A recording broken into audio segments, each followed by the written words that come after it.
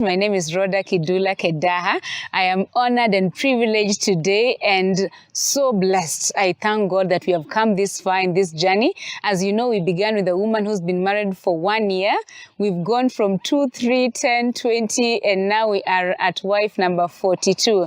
And I am smiling from ear to ear because today we are hosting a woman I admire. I have admired for a long time. And I met her voice before meeting her face. And she used to be on Women by Design on Hope FM, and I loved listening to her. She is a mentor to many. She is a happy wife, a mother, a grandmother, a mother-in-law, and she is a mentor as well. She prays on Hope TV. She wears many hats. So let me introduce you to Mama Adah Adoyo.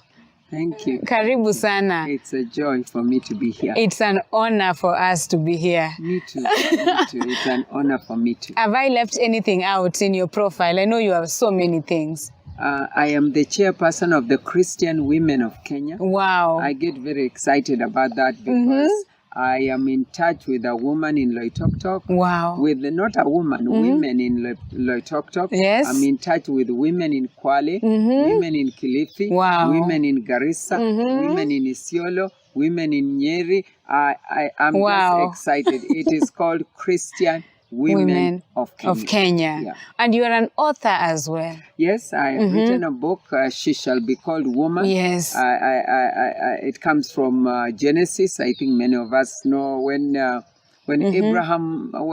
Adam came from the sleep. He found a person in front and said, she shall be called woman. Wow. Where can we get the book? Let me talk about. You can get it from me. From you? Yeah. So guys, we'll give details on how you can get a copy of this book. But it's in every bookshop as well. Keswick, it's with the Kenya Student Christian Fellowship. It's everywhere. Wow. Yes. You have been married for 42 years. 42 years, long years. And I am from the western region of this nation. And they don't call, over there, a wife is referred to as a cook. Oh. Person who cooks. Jiko. Yeah, and so I have been cooking for 42 years. For one man. Wow. Two. I didn't change in the middle. One man. Yes. You've been cooking for. Do you remember where you met Bishop? Yes, I remember. Where? Yes. I went to Limuru Girls' School, not too far from Nairobi. Yes. And he went to Nairobi School.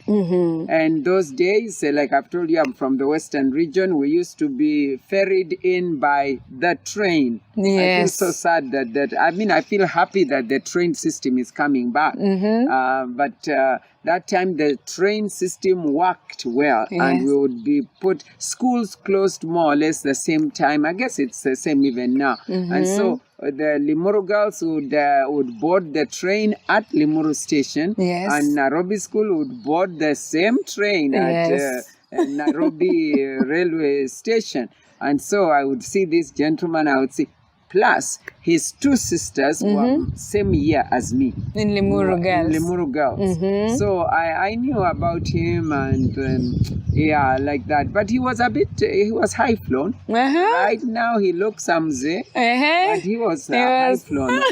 He was high flown. I think the likes of me didn't even try to have any hopes. Outside. But we landed in the Nairobi University together, and he was the chairman of the Christian Union, and I was there in the singing, and I was not singing soprano. I was singing out behind, and so he finished. He was a year ahead of me, so he finished and went to work, and me, I continued into my third year.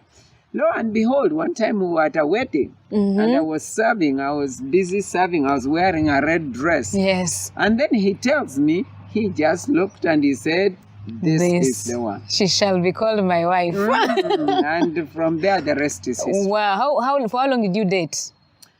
A year plus. Oh. Let me say 2 years. Let me say 2 years. How was dating 42 plus years ago? It was nice because we were still in Nairobi here. Yes. We were up with it. Limuru Girls and Nairobi School were up with it. And Well, let me say this, that he wanted to impress me on our first date. So he took me to the airport. Wow. What we are calling Jomo Kenyatta. At that time, it was just the airport. I don't know what name it was.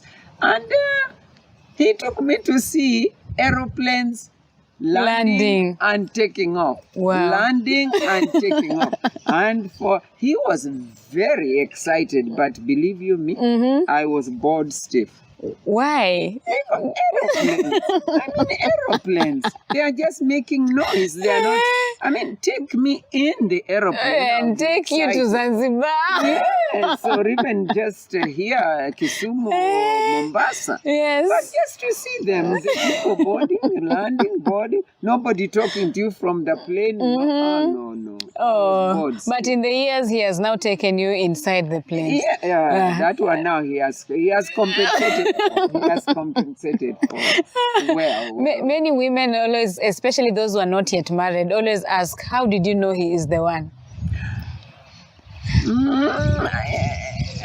I had some parameters that I must be a born-again man. Yes. Must be, from some Christian background, some small parameters I had. I also thought he should be a graduate. Sorry to say out there, but I thought I didn't want somebody who's not a graduate. And so when he came to me, he had dropped some 2, 3, 4, 5 people before me. So when he came, everybody around me told me, watch. Yes. Watch. People have been dropped. Yeah, watch. So I was watching, and my roommate, a girl from Taita, from the coast, asked me, what are you watching? What are you looking for? Yes. I said, I'm looking for a man who is what? Who is born again. And is he not born again? Yes. I said, yeah, he's born again. What else are you looking for? A man who is serious? Does he look like he's not serious? He is. Then I said, but I'm told he has dropped 3.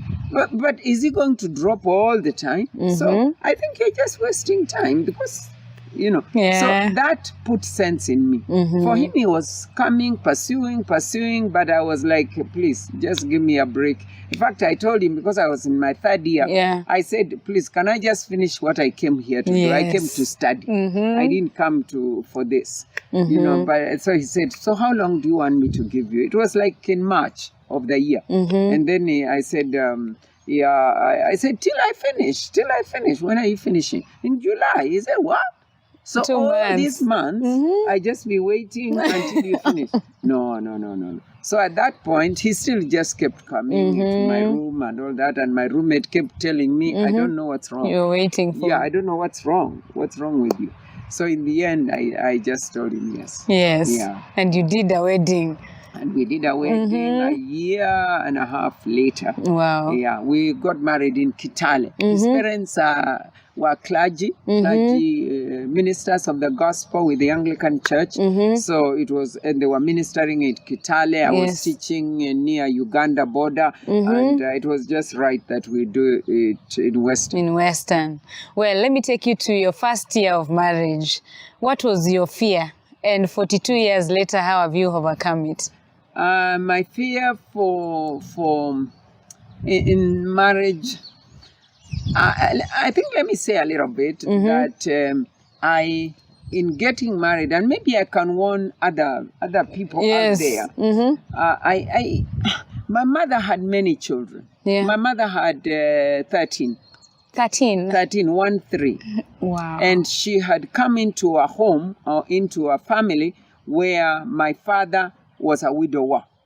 He had 5 children. Okay. So she's adding on her own 13. And, that's a large number. And so I just, let's come back to the 13. I did not want many children. Because I was her first daughter. She got 6 sons. 6 sons. 1, 2, 3, 4, 5, 6. No daughter.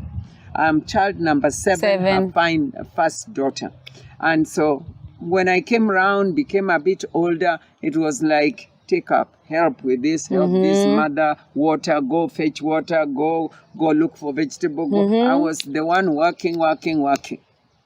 And I thought, okay, I am not having many children. Yes. No, this is too much. And so I didn't want many children. Now when I got married, I told myself I must begin with family planning. Family planning. And then it didn't quite work. I soon became pregnant. But then by the time I was 6 months pregnant, I was as wide load. You know, when you're driving on the road and they tell you wide load, it means give space. Yes. I was so wide load, I thought, but by the time I get to 9 months, I mean, I'll be extra wide load. Yes. You know, I knew something was wrong. I knew something was wrong. And before the 7th month, I lost that baby. And that hit me. It was like, okay, Ada, you didn't want children. Yes. So now, what do you say? Of course, it was very painful, but the pastor at that time, and my husband was the choir director at NPC. It was called NPC, Nairobi Pentecostal Church. He was the choir director, and, the pastor came to comfort us, to just help us in that season. And he told us, don't worry, God will give you another one. So my first year, that was a fearful thing, like a shock. And then from there I began saying, what if I end up not having? I said I don't want many, but Lord God, I at least want to. So now I began like renegotiating with God and saying, oh, at least. So that was, I got scared. I said, oh, what happens now? So children are not automatic after all. And here I was thinking, oh, I don't want. It's like you can end up actually not having. So I had that fear. And the second time I became pregnant, like the second year or third year, I still lost. I still lost. And that got me scared. I realized, well, my husband is a born again, yes, but he's a human being. I hope he doesn't change on me. Like, look for someone else who'll give him children. Because my husband loved children and wanted children by all means. And so that was frightening. I was scared. And I would say, of course, down the line, God gave us 2 daughters. And I thank God for them. And that took away the fear. So now, Wow. Wow. So if a woman is watching and they have lost a pregnancy and they're thinking it's the end of the world, what would you tell them? It is not the end of the world. God is merciful. God hears our cry and he comes through. I think it would be wrong for you to just give up and throw in the towel. God remembers. I think I can say that. God remembers. Like for me, at first I was bitter. Rhoda, let me tell you the truth, I was bitter. The second time, I think I took like 3, 4, 5 months without going to church. I said, God, when I was in the university, there were girls who were aborting. There were girls who were playing around. They may not have got pregnant, but you could see they are playing around. They are coming from the men's halls of residence in the morning, meaning they slept there. And me, after I've walked right, married a Christian man, I was right. I wasn't playing around. This is the thank you. This is the thank you, God. You know, I just felt like no. I just said like no. You know, but thanks be to God for my husband. He told me, well, why don't we begin by going to the prayer meeting? The prayer meeting is on Tuesday, as it is even now. It was on Tuesday. We can just go there. It's a smaller group. You can, So he convinced me, and we began going to the prayer meeting. And then in the end, I went, and of course, word was going around. But the biggest thing, what I didn't want is for somebody to say, hey, what baby did you get? Because I was like this and now I'm flat. So people will ask. Those who have missed out, I never wanted to narrate the story again and again. So, that was difficult. God remembers. Well, you've been married for 42 years. I'm still trying to absorb that. How have you kept your marriage alive these 42 years? I think, Rhoda, I would be wrong to say it has been a happy marriage. Just even what I've explained right now. There are some tears that was shed, not because my husband has beaten me, but because I'm not multiplying. The Bible says go multiply. I'm not multiplying. I'm not even adding. Okay, multiply, leave it aside. But at least add me 1 so we become 3. Add me 2 so we become 4. But now, so I would say, I would not say it has been happy all the way, because life is itself not like that. But I would say my husband has been very supportive. I think his background does not allow him to be very rough, because he has not grown up to see rough treatment. His father, his parents were godly and all that. But nevertheless, he's a human being. Yeah. So I would find the way he spends money, for example, is not the way I spend money. The way he wants to invest is not the way I want to invest. Things like those that have rubbed the wrong side. But I also try not to make things to make me happy or things to make me sad. So I have to work on it myself. Also. So it's been working, cooking 42 years. Yes, and 42 years working at myself. And you are a bishop's wife. Did the society or the church give you so many expectations or raise your expectations so high? And how did you deal with that? Or how are you dealing with that? First in the beginning, it was just like I want a godly man. And me godly, and we live like that. I was trained as a high school teacher. Please, I'm happy in the classroom. And you are trained as an interior designer. Please just go and design all the interiors that are there. And that's good enough. But after 4 years of marriage, Rawder, the man tells me, after 4 years of marriage, his father, who was a clergy, the way I've already said, passed away suddenly, a heart attack. And that jolted my husband into saying he had been wanting to go to ministry. But it was like, do I go to the SCK where my dad is or what? It was still processing. He was still processing that and delaying a little bit. But upon the death of his father, he decided, no. I must go and train. I must carry on the call, the mantle of my father, because it's been in my heart already. It's been in my desire. So then he just one time told me, I'm going to ministry. I said, hey, how does that work? And where? How? And he told me, there's a theological college that is being started. In Karen. And that time we lived in Buruburu. I said, so how does that work? He said, I think so. Long and short, he had already looked at the place. So he said, let's go and see the place. I found chicken runs, the place where chickens sleep, the cubicles where chickens sleep. I said, this is the school. This is for animals and birds, not for human beings. He said, we are the pioneers. Pioneers? You and who? So far, I'm the only one. I said, what? But no, but there is full theological, there is all these St. Paul's. If you don't want to go for St. Paul's, is here. He said, no, this is where I want to go. So it was like he then just dropped his corporate work and employment. And, he didn't drop. He gave notice and left. And me, I was left in my teaching. I was teaching at Moi Forces Academy at that point. And I realized, even this house that we are living in Buruburu now is a bit... it won't make sense because he's going to live in the college. And me, I can't live here by myself. So the school accommodated me. They just said, come and live here. So I lived inside the school.